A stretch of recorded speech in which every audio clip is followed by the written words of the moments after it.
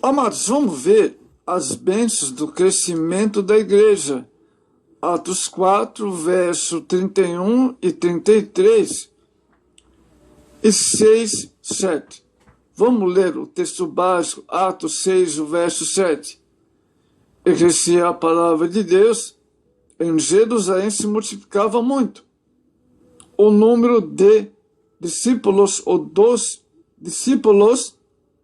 Grande parte dos sacerdotes obedeciam à fé. Olha só.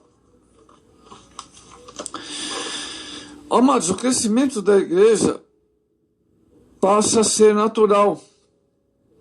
Ao mover do Espírito Santo leva o crescimento. Crescimento natural quer dizer que agora não são mais as estratégias em si mesma que forçam a igreja a mover-se, mas sim o Espírito Santo que move através das estratégias para levá-lo a crescer sem artifícios. O crente pode ter amplo conhecimento sobre métodos, mas eficazes de atrair o pecador. Mas, se não estiver movido pelo Espírito Santo, de nada adiantará, pois ficará só na teoria. Se a evangelização dependesse só de projetos, o mundo todo já teria sido alcançado pela mensagem de Cristo. Muitos deles, no entanto, ficam apenas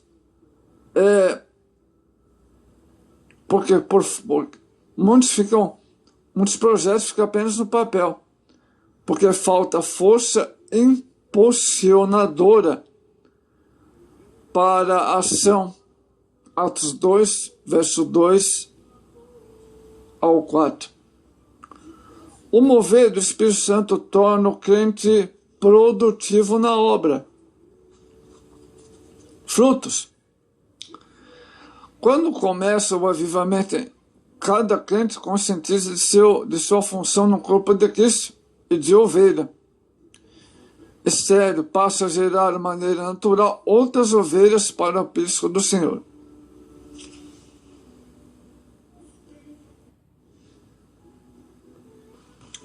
Amados, esse é o princípio elementar do evangelismo pessoal. Cada espécie gera outra da mesma espécie. Ilustrando, né?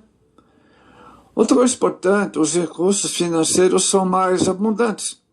Os crentes se despertam para a contribuição. Uma ovelha que recebe o tratamento para sarar suas feridas, bem como a alimentação sadia, balanceada, produzirá mais lã e melhor qualidade. A lógica é a mesma em se tratando de salvo. A melhor motivação para ampliar, e as pessoas se tornam generosas. Amados, o crente avisado tem a visão correta da obra e um coração generoso. Amados irmãos, o seu desejo é vê-lo expandir-se cada vez mais, o que provoca uma mudança de mentalidade quanto à contribuição. Esse foi o sentimento que moveu crentes de Filipos. Eles entendiam que contribuir em favor do ministério de Paulo era partilhar a graça de Deus com os demais. Filipenses 4, verso 10 ao 20. Outra consequência do crescimento é que os recursos começam a ser aplicados de maneira certa, porque o que norteia as prioridades da igreja é a salvação dos perdidos. Haverá maior comunhão entre os crentes, outra bênção do crescimento. A igreja cresce e não tem lugar para conflitos. Os conflitos se fertilizam com ociosidade. Costuma se dizer até que mente desculpada é a oficina do mal. Quanto ao crescimento, essa consequência da falta de envolvimento dos crentes passa a sobrar tempo para murmuração, críticas descabidas por inveja, as intrigas falsas, santificação, que se expõem aos pecados alheios, para esconder o próprio sob a capa da hipocrisia. Filipenses 2,14. Com a igreja em crescimento, acontece coisas ao contrário.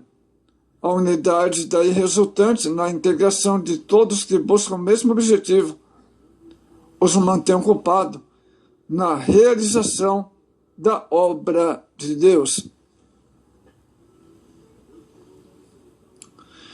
Amados, aí não há tempo para descer, como disse Neemias 6:3. A graça da comunhão cobre a imperfeições. E tal como o óleo lubrifica a engrenagem da consciência da vida cristã, a mesma mantém em perfeito funcionamento. E aí, lembramos do Salmo 133, hein? A bênção do crescimento, a comunhão.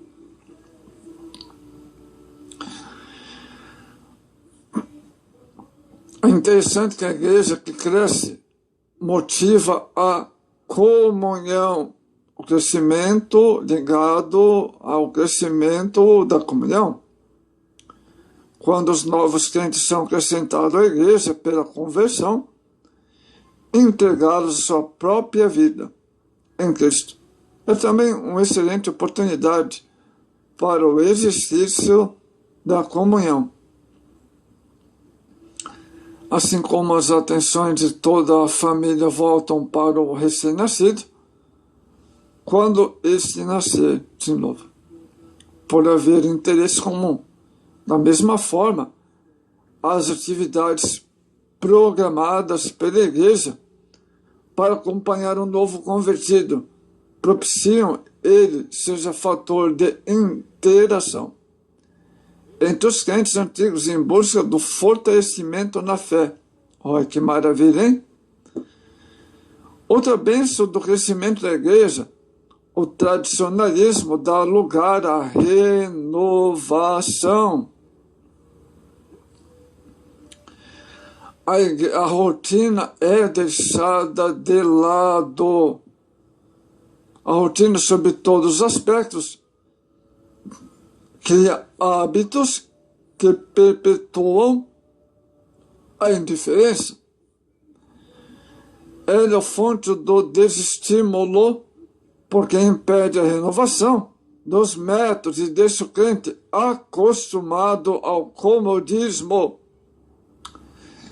Em outras situações, propicia a transformação de um mero costume pela sua repetição incessante e prática, que não pode ser alterada porque ganhou foro de infabilidade.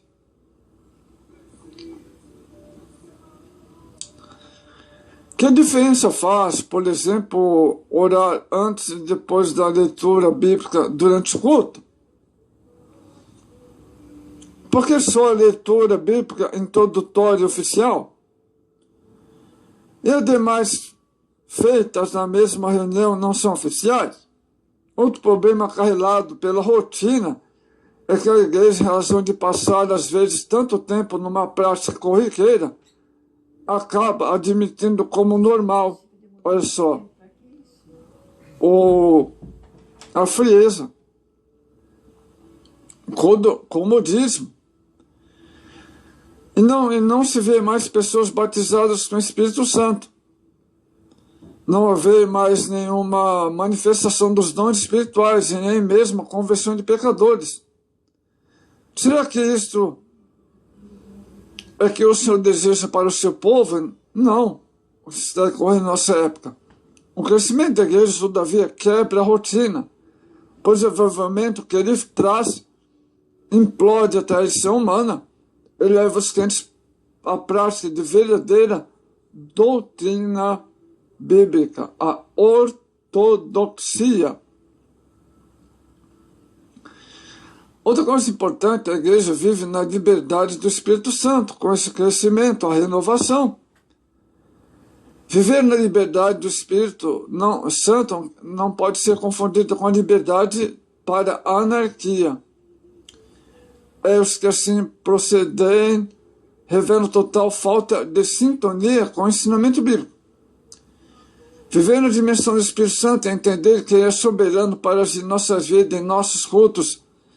Não pode ter a atuação limitada por uma liturgia que privilegia o formalismo. 2 Coríntios 3,17.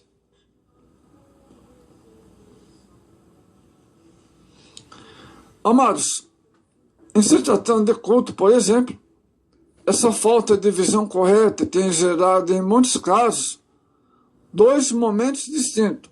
Um antes e outro a partir da mensagem. Até o instante que a palavra é entregue ao pregador, é conduzido de uma forma, como se tudo foi feito naquele período, tivesse intuito apenas de preencher o tempo. Mas quando ele está prestes a iniciar a pregação, o dirigente anuncia com toda a pompa, todos fiquem em silêncio, a partir de agora, porque Deus vai começar a falar em nosso meio. O silêncio, olha só. Afinal, Deus não esteve presente na outra parte do culto? Ou tudo o que se fez foi realmente dissociado do propósito de adorar o Deus Todo-Poderoso? O verdadeiro culto a Deus caracteriza pela comunhão com Deus, comunhão uns com os outros, edificação especial. O ensino e pregação do Evangelho. Paulo falou claramente em 1 Coríntios 14, 26. Quando vos ajuntais cada um de vós, tem salmo, tem doutrina, tem revelação, tem interpretação, faça tudo para edificação. Amados, isso quer dizer que o culto que fugir desse modelo pode ser tudo menos um culto. O avivamento trazido pelo crescimento da igreja restaura esta visão do verdadeiro culto. Então, com o crescimento da igreja, o empenho do trabalho de evangelização, as coisas mudam, amados.